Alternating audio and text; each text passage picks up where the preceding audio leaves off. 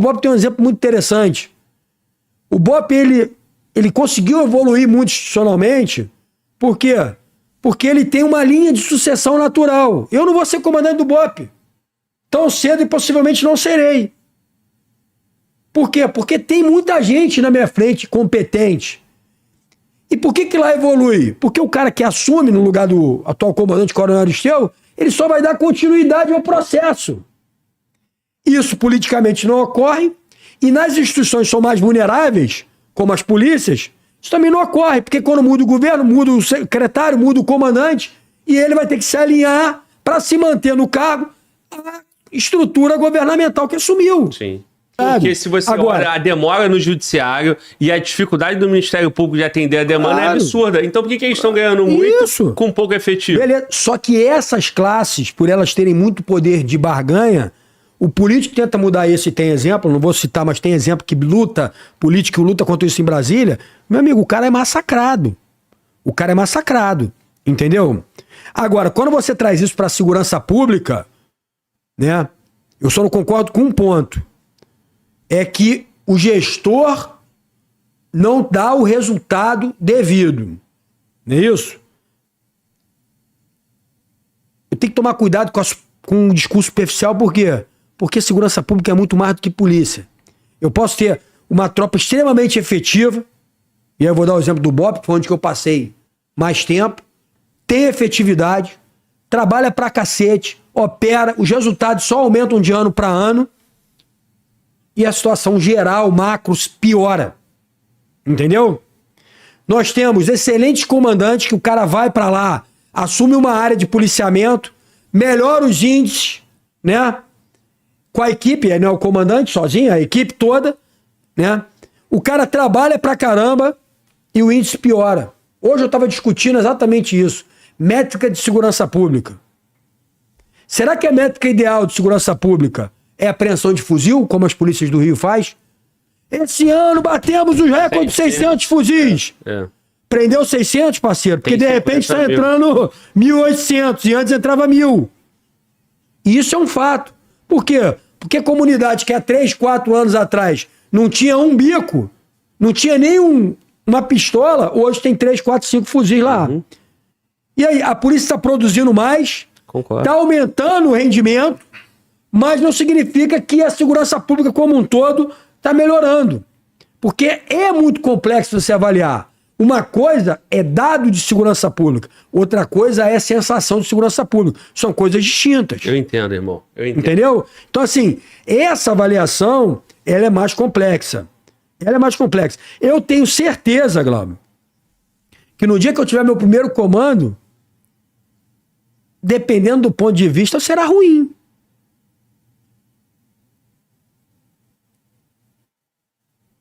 Quer que eu explique? Por favor. Logisticamente, né? Viatura que não está em condições, não vai para a rua. Isso é uma atribuição do comandante. Tá ok? E aí, o que vai acontecer? Eu vou diminuir o meu policiamento ostensivo, porra. Eu vou trocar um policiamento ostensivo motorizado por um policiamento ostensivo de POG a pé. Isso pode impactar nos números? Provavelmente. Questão logística. Agora, eu não vou comprometer a segurança do meu policial, da própria população do cara sair com uma viatura que não tem condições de rodar. Não é isso? Só que a vida ela é feita de prioridades. A minha prioridade, eu sou muito sincero em relação a isso, nunca foi a carreira. A minha prioridade foi tentar fazer o melhor. Porque às vezes elas são incompatíveis. Eu sei que eu vindo aqui em podcast, isso atrapalha a minha carreira. Vai ter gestor que vai entender que o que eu falei aqui é uma crítica contra ele. E não é, eu não faço crítica pessoal contra ninguém. Mas o cara vai ter, como já aconteceu, você sabe disso. Sim. Entendeu? Mas porque minha preocupação nunca foi a carreira, Glauber. Sempre foi tentar fazer o melhor. Eu acho que esse é o caminho. E às vezes as coisas são incompatíveis. São incompatíveis. Então, assim, esse é um ponto interessante, né? Que a gente precisa deixar claro aqui.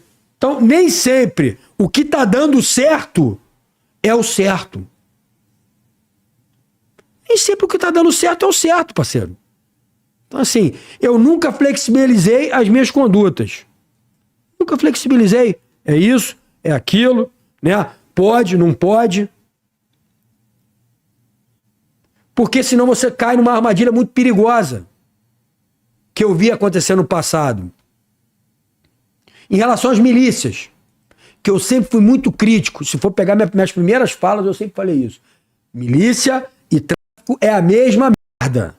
Porque o interesse dele é pecuniário. Sempre falei isso. Sim. Sempre falei. Só que se você vai há 10 anos atrás, a população preferia milícia ou tráfico? Milícia. O policial preferia milícia ou tráfico? Falaria milícia também. Por quê? Porque e é óbvio isso. Porque antigamente ele ia numa área de milícia e não tomava tiro como ele tomava do tráfico. Então isso é natural, pô. Só que os dois são a mesma merda. São a mesma merda e o rigor tem que ser igual para ambos. Mas olha aí a questão daquilo. Então eu ouvi de bons policiais o seguinte: chefe, olha só, não tem envolvimento nenhum com milícia, não tinha mesmo, nunca teve. Mas assim, pra gente é muito melhor. Por quê? Porque eu não vou lá, não tomo tiro, a área relativamente. O Tropa de Elite mostra isso muito bem, pô. E vou deixar claro aqui, pra mim tem que dar porrada nos dois do mesmo jeito. Sim, sim. Entendeu? Então, assim, são discussões. Eu quero aprofundar na milícia aí, Sim. Mas eu quero só concluir o raciocínio dessa questão que nós discutimos. Claro, é necessário, é válido, pô. para não ficar o mal entendido seu, acho que com certeza não vai ficar, mas a gente comunica para o Brasil todo e eu sei que tem oficiais do Brasil todo que gostam de mim, tem uns poucos que não gostam, da mesma forma dentro do Judiciário e do Ministério Público. O que eu estou fazendo aqui é popularizando o debate, trazendo o olhar do cara que não tem microfone, não tem voz, mas dentro do raciocínio e com fundamento. Quando eu cito todas essas carreiras que são os gestores das instituições, o problema, quando eu fiz logo a crítica da segurança privada e eu citei o oficial, por analogia, da mesma forma acontece no judiciário. Um ganha 100 mil, 200 mil, o analista ganha 15, e quem tem um escritório de advocacia renomado que fecha os melhores contratos? O juiz. O desembargador, melhor, né? O desembargador. Ou o filho do desembargador. A esposa do desembargador. Isso vai lá no STF. Sim. Tá tendo um escândalo no governo Lula. O filho do ministro da Justiça advogava, foi contratado para as instituições que deram rombo no INSS. Porra. Então, meu irmão, o que acontece? Essas camadas freiam um avanço institucional de outras carreiras por disputa de salário, Sim. de tratamento de vocatício. Pô, o cara tem que ser chamado de Vossa Excelência. Aí ele ganha 30 mil, o investigador dele ganha 6. Não, nunca tem gabinete. Naturalmente, ele também vai ter os melhores contratos, assim como os juízes têm os melhores contratos de vocatício. Sim. E ele vai ter os melhores contratos de segurança privada, porque ele mexe o doce. Ele vai fazer um grande evento, ele vai fazer a segurança de um grande local e ele tem a interferência de comando de área, de região. Porra, se eu sou um puta do empresário e eu estou promovendo um evento, eu vou contratar a empresa do praça ou do oficial? Eu vou contratar a empresa do oficial, porque o oficial comanda a área, o oficial tem par. O cara que é comandante daquela região que é o evento, porra, é padrinho do dono da empresa aqui, pô. O cara vai pegar o telefone, vai pedir um apoio na segurança privada.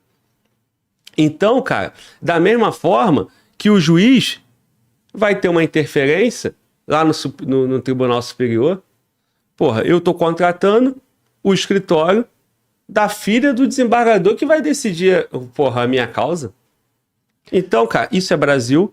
Sim. Não é para dividir os colegas aí oficiais ou qualquer outra carreira, Ministério Público. Porque eu falo as coisas aqui, às vezes eu recebo as mensagens.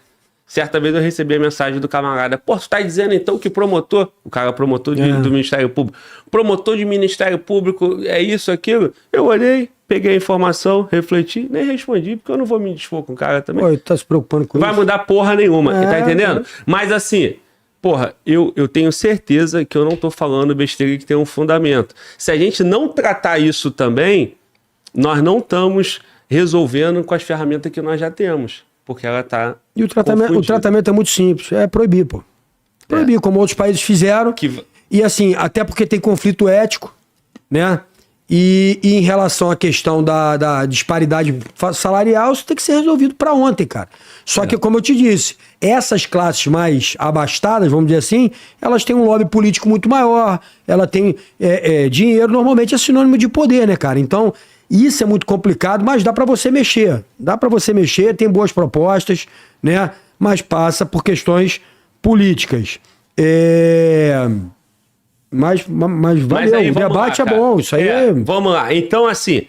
Eu só não gosto de generalizações. Entendo, irmão. Entendeu? Eu acho que generalizações é uma coisa que fomenta exatamente os oportunistas do caos. Ou seja, o cara ele usa... Porque normalmente esse argumento mais extremado é um argumento mais palatável, principalmente para o camarada mais emocionado. Né? Então, assim, eu como você, cara, eu não me preocupo com a opinião dos outros, não. Já passei dessa fase há muito tempo. Também, às vezes, o nego vai lá no meu Instagram, fala alguma coisa, eu vou lá, curto o que o cara falou, a crítica e tal, e a gente tem que ter maturidade para separar o que é o babaca, que tem muito, né, do que é o cara que às vezes quer fazer uma crítica, discordou de você, e eu acho que é a discordância que faz a gente crescer. Enquanto ao Ministério Público, o Rogério é do Ministério Público, meu irmão, tenho vários amigos, Diego Pérez, cara e tal, e eu falo o que eu falei aqui, eu falo para eles. É inadmissível você ter, né, um judiciário que se diz sobrecarregado de fato está com o gestor, vamos usar esse termo, com 60 dias de férias, parceiro. Exato, exatamente. Não justifica, exatamente. Ponto final. O argumento parte daí que já melhora. Perfeito. E aí vai ser nesse problema. E quando eu falo do resultado, é isso, pô. Se eu tenho, é o que você falou, se a viatura tá ruim, não pode operar. Governador, não tem como. Associação de comerciantes, não tem como, a viatura tá ruim, eu não tenho como operar. Vocês vão resolver o problema, todo mundo vai vir reclamar. Aí você pega a Polícia Civil, tem lá um registro de ocorrência, que ele tem um dado, ele tem lá, 1000 casos, ele só consegue atender 150, 15%. Sim. Ele não grita, ele não larga a atribuição, ele tá deixando 850 casos à própria sorte. Sim. E aí, quando ele vai barganhar politicamente, ele barganha condição para ele. Ele barganha manutenção do status quo. E aí, irmão, a gente não chega nas soluções, porque nós temos nos 3 poderes isso aí. Mas tem. Qual o desafio hoje, Glauber? Aí pensando em nível de governança, beleza? O meu doutorado é Direito Penal e Governança. Então eu abordo muito essas medidas de governança. Hoje, né, até pelo nível da classe política que nós temos, o desafio é diminuir a discricionariedade da autoridade. Eu tenho que positivar mais as coisas, normatizar mais as coisas. Então, exemplo, algumas instituições são mais sujeitas a input político do que outras. Por quê? Porque nós temos instituições que são mais blindadas do que outras. Então hoje eu defendo que a polícia ela tem que aumentar a sua autonomia e adquirir algumas garantias legais que o Ministério Público, por exemplo, tem. Como, por exemplo, imovibilidade. Não é isso? O delegado da delegacia X, que está trabalhando, investigando e contrariando interesses, ele não pode ser movimentado. Como o promotor não pode. Tá entendendo? O juiz não pode. Porque o comandante de batalhão e o delegado, se ele contraria determinados interesses, a primeira coisa que acontece com ele é movimentado, pô. Então eu preciso diminuir essa discricionalidade da autoridade, porque as forças de segurança pública, elas têm que ser de Estado e não de governo. Porque senão, é natural que no sistema democrático existe uma alternância no poder. Só que essa alternância do poder, ela não pode impactar diretamente a progressão institucional. Porque senão eu saio, vou dar um exemplo concreto, de uma PRF atuante fora e aí a gente pode discutir isso, apoiando as forças estaduais, né? Fora, inclusive, da sua competência principal e que trouxe resultados. Eu não estou dizendo qual está certo e qual está errada. E no governo seguinte, não. Estrada e ponto final. Sim. Ela tem uma competência primária, mas ela pode atuar na secundária. Exatamente. Imagina isso institucionalmente, como é que funciona. Eu sei. Entendeu? E aí eu te trago um outro ponto. Imagina, cara, você fazer um planejamento a médio e longo prazo institucional e na mudança de governo isso ser alterado. Eu sempre dou o exemplo do BOP. O BOP tem um exemplo muito interessante. O BOP, ele conseguiu evoluir muito institucionalmente. Por quê? Porque ele tem uma linha de sucessão natural. Eu não vou ser comandante do BOP tão cedo e possivelmente não serei. Por quê? Porque tem muita gente na minha frente competente. E por que lá evolui? Porque o cara que assume no lugar do atual comandante Coronel Aristeu, ele só vai dar continuidade ao processo. Isso politicamente não ocorre, e nas instituições que são mais vulneráveis, como as polícias, isso também não ocorre, porque quando muda o governo, muda o secretário, muda o comandante, e ele vai ter que se alinhar para se manter no cargo a estrutura governamental que assumiu. Sim. E aí você vive o quê? Num processo de avança, retrai, avança, retrai, avança, retrai. Solução disso, que a gente tem que dizer, o problema é a solução. Mecanismos institucionais de proteção institucional. Exemplo. Um exemplo básico. Comandante-geral da Polícia Militar, chefe de Polícia Civil. Tem que ter alguns pré-requisitos para ele assumir esse cargo. Eu não posso, e aí nada contra a pessoa, tá? Contra o que foi feito. Eu não posso alterar a lei orgânica de uma instituição para atender a B ou C, parceiro. Exato. Aconteceu recente. Isso aí enfraquece quem? A instituição e, consequentemente, o serviço que ela presta. Tá me entendendo? Sim. Fui claro? Não, foi claro e fica evidente que o Poder Legislativo quer aquela pessoa.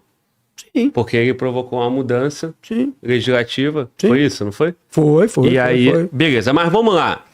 Questões de gestão que eu não consigo compreender. Qualquer delegacia, qualquer batalhão de polícia. Num período de 3, 4 anos, o crime evolui pra cacete naquela região. Sim. O que o Estado faz? Ele coloca um batalhão de polícia e uma delegacia ou diversas delegacias, ele monta ali e tem aquele plano. Sim. Pô, irmão, todo problema de crime, a mancha criminal, quem são os atores na ponta para resolver? O comandante desse batalhão e os delegados daquela delegacia fazendo a gestão da sua tropa, do seu efetivo. Sim. O que acontece no Brasil? Muito, e você tá dentro, tu tem mais informação que eu, mas observando Sim. como população e o pouco que a gente entende aqui. Em 3, 4 anos, a delegacia teve 5, 6, 7, 8 delegados. Os caras ficam 6 meses na delegacia, vai para uma outra delegacia, leva a equipe dele toda, o comandante do batalhão, idem. Irmão, me explica, na gestão, como é que isso funciona? Quando que isso vai funcionar? Nunca, ao meu ver. Isso é muito ruim. É lógico que a gente sempre procura trabalhar com pessoas da nossa confiança e tal, mas isso institucionalmente é ruim. E é mais uma coisa que a gente tem que aprender com as Forças Armadas. As Forças Armadas é o comandante. O comandante é movimentado. A equipe continua. Você, como bom comandante, você tem que trabalhar com qualquer um, pô. Tu tem que tirar o melhor daquela sua tropa. É isso que tem que ser feito. Eu não tenho como ficar levando, porque aí eu não dou o quê? Continuidade no trabalho. Então, assim, você pode, por exemplo, Glauber, e aí uma outra discussão, criar mandato, pô. Um comandante de batalhão, ele tem que ficar um período X. Ah, mas aí teve algum problema? Beleza. Mas eu não posso simplesmente diminuir a discricionalidade da autoridade. Ou seja, o comandante de batalhão tem um tempo mínimo para permanecer naquela função. Pô, mas descobriu um esquema. Aí não, aí o cara vai pra cadeia, porra. Lógico. Entendeu? Porque às vezes, Glauber, a gente é injusto na cobrança. Eu sempre fui aquele comandante, aquele chefe, que eu só cobro aquilo que eu faço e eu só cobro a partir do momento que eu dou os meios para que a tropa execute. Vou dar um exemplo do 18º Batalhão. Quando eu trabalhei no 18º em 2007, o 18º tinha 600 homens. Quando eu cheguei, aspirante do 18º. E como eu disse, nós tínhamos uma favela problemática que era a Cidade de Deus. Hoje eu tenho, na área do batalhão, 5, 6 favelas problemáticas e o efetivo deve ser em torno de 400 e pouco. O mesmo da... Menor? Menor, é. Menor. Sim. E aí, como é que eu vou cobrar esse comandante? Né? Entendo. Então, assim, esse é o problema. A Polícia Civil hoje, eu vou dar um dado aqui, cara. 1/3 do efetivo da Polícia Civil do Estado do Rio de Janeiro está no abono permanência. Tudo coroa, cascudo, que já, porra, já trabalhou, já bancou o período E ó, todo. teve concurso agora, concursos volumosos, né? A PM, cara, ela perde em média 800 policiais por ano, por diversos motivos. O policial pede baixo, o policial morre, o policial é vitimado, né? O policial vai pra reserva. Então, assim, é difícil, né? Pensando como gestor, né? Essa questão. Não é uma... não, mas é... Não, como eu disse aqui no início, eu tenho que aumentar a efetividade das forças policiais. Tecnologia, treinamento. Santa Catarina, por exemplo, que, como eu disse, na minha opinião, é a melhor polícia do Brasil militar. Eu conversando com o comandante-geral lá de Santa Catarina, ele falou pra mim, Novo, o meu efetivo previsto são 20 mil homens. E eu tenho 9 mil. Eu não brigo pra aumentar mais um. Por quê? Porque eu só vou recompletar, ou seja, esse ano eu tenho uma previsão, um cronograma, vão sair 200, concurso para 200 e tal. E eu investi o quê? Em tecnologia e no homem. Lá, esse sistema de policiamento orientado à solução do problema tá rodando. Mas ele tem um terreno que favorece para ele trabalhar, diferente do Rio. Beleza, mas isso é mérito deles também. Eu sei, mérito daquela sociedade aí. É aí. isso, é mérito deles, da polícia, da sociedade e tal. É mérito, eu não posso tirar o mérito do cara. Ele poderia estar com 20 mil, ele está cumprindo a missão com 9. Isso é gestão. Isso é gestão. Entendeu? Então, assim, são questões, cara, que passam pela questão da financeira, né? Essa questão da responsabilidade fiscal, ela é gravosa. Então, né? Por exemplo, a academia de polícia, que na minha época, outro exemplo interessante, o corpo de alunos tinha 300 cadetes, hoje tem 60. Hoje tem 60. Né? Então, assim, são uma série de fatores no âmbito administrativo que a gente tem que saber. Não é só botar o dedo e, não, porque a gestão é ruim, não, cara. De fato, tem que melhorar a gestão. Hoje eu estou na gestão, já falei um monte de problemas aqui que tem relacionados à gestão, mas também tem outras questões que saem, né, que impactam diretamente. A questão financeira é uma, pô. Ela é grave. Se não tem dinheiro e se não vai aumentar o efetivo, na questão política, a democracia tem um problema que alterna o poder de 4 anos, e isso acaba... O problema depende. Não, né? Calma aí, eu tenho que concluir. Sim. Aí, o problema é da continuidade da política pública. Sim. Então, a alternância de poder ela é necessária, porém, se você fica só fazendo política de governo e não de Estado, a política pública não se alonga. Claro. Perfeito? Então, se eu alterno o comando e a tropa daquela região de 6 em 6 meses, eu não tenho controle do resultado. Com certeza. Então, por que a polícia continua movimentando isso? Seja Polícia Civil, Polícia Militar. Esse número vai ficar mais difícil. Sim. Então, eu vejo, quem conhece qualquer delegado aí, o cara tá toda hora, ele trabalha no ano, ele trabalha em 3 lugares diferentes, por vezes. Sim. Fica difícil, pô. Sim. Aí, o que acontece? Aquela Quando delegacia... tu entende o serviço, tu já tá passando, pô. Porra, aí tu leva a tua equipe. Sim. Aí chega os caras entendendo aquele bairro ali, entendendo as situações. As dinâmicas criminais. Vai ficar mais difícil ainda pro Rio de Janeiro. Então vamos lá. Se a gente começar a corrigir o que está ao nosso alcance... É isso, mas é isso que eu defendo. Bom, exemplo, eu dei o exemplo do mandato. Você poderia discutir a questão de um mandato mínimo pro cara trabalhar, entendeu? Seria uma solução do problema.